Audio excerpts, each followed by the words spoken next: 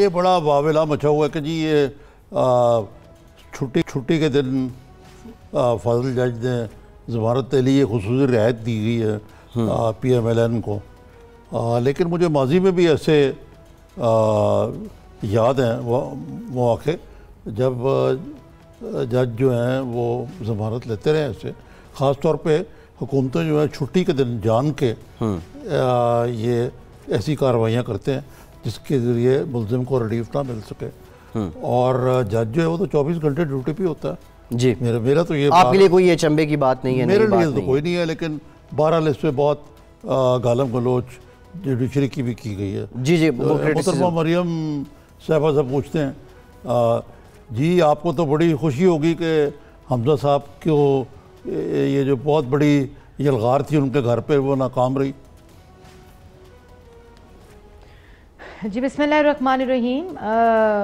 عارف صاحب، بات یہ نہیں، خوشی اور اس کی بات نہیں ہے، بات یہ ہے کہ آپ کا ایک قانونی آرڈر پاس تھا، اور جو پہلی دفعہ نیب آئی ان کو وہی قانونی آرڈر دکھایا گیا لاہور ہائی کورٹ کا، جس کے خلاف سپریم کورٹ میں نیب خود گئی ہوئی ہے، اور سپریم کورٹ نے نہ اس پہ کوئی فیصلہ سنایا ہے اور نہ لاہور ہائی کورٹ کا جو آرڈر ہے اس کو سیٹ اسائیڈ کیا ہے۔ یہ سپریم کورٹ کے ایک اور فیصلے کی جو تشریح ہے کہ ٹھوس شواہد جب تک آپ کے پاس اگر ہیں تو آپ گرفتار کر لیں، لیکن جس وقت کورٹ آف لاء میں وہ تمام ٹھوس ثبوت اور شواہد پیش کرنے کا وقت آتا ہے تو وہی ہوتا ہے جو شہباز شریف صاحب کے بیل کے دوران لاہور ہائی کورٹ کا فیصلہ آیا۔ پھر دوسرے دن انہوں نے وہی کی حرکت اور دوبارہ اسی طرح جو ہے لے کر آئے، اور آپ یہاں تک دیکھیں عارف صاحب کہ جو دوسرا دن تھا اس دن شام کو 2 بجے نیب عدالت میں جاتی ہے کہ ہمیں اجازت دی جائے پولیس کو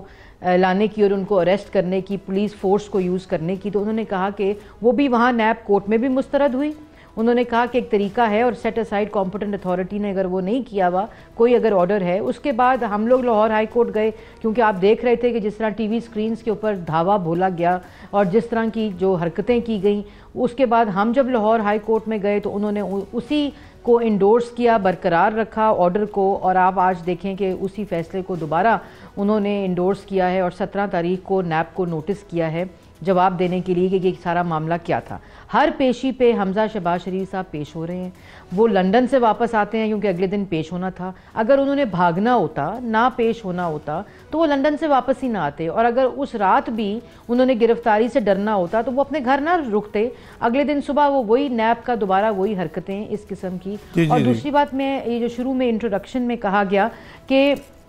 کانسٹیٹیوشنل ججز جو ہوتے ہیں وہ اپنے گھر بیٹھ کر بھی فیصلہ سناتے ہیں، اور ابھی یہ جو اپوزیشن کی طرف سے آپ دیکھ رہے ہیں کہ سوشل میڈیا پہ بھی کیمپین کی جا رہی ہے، اور لیکن بات یہ ہے کہ جب آپ کو یاد ہوگا کہ یہاں ڈی چوک میں سر پھاڑے تھے پولیس کے، پی ٹی وی پہ حملہ کیا تھا، پارلیمنٹ پہ حملہ کیا تھا، تو ہفتے کے روز اور سنڈے کے روز ہی ان لوگوں کی ضمانتیں ہوئی تھیں اور ججز کی طرف سے، کورٹس کی طرف سے ضمانتیں دی گئی تھیں۔ تو یہ اپنی دفعہ تمام باتیں بھول جاتے ہیں جب کنٹینر پر کھڑے ہوئے تھے، جب لوگوں کی پگڑیاں اچھالتے تھے، لیکن افسوس کی بات عارف صاحب کہ اس وقت کنٹینر پر بیٹھ کر ریاست کو دھمکی دیتے تھے، آج وزیر اعظم کی کرسی پر بیٹھ کر ریاستی اداروں کو استعمال کر کے سیاسی انتقام لینے کی کوشش کر رہے ہیں، اور ایک دن پہلے خود قبائلی علاقوں میں جو تقریر کی اس میں کھلم کھلا اعلان کیا کہ میں سب کو جیلوں میں ڈالوں گا۔ تو نیب کی میں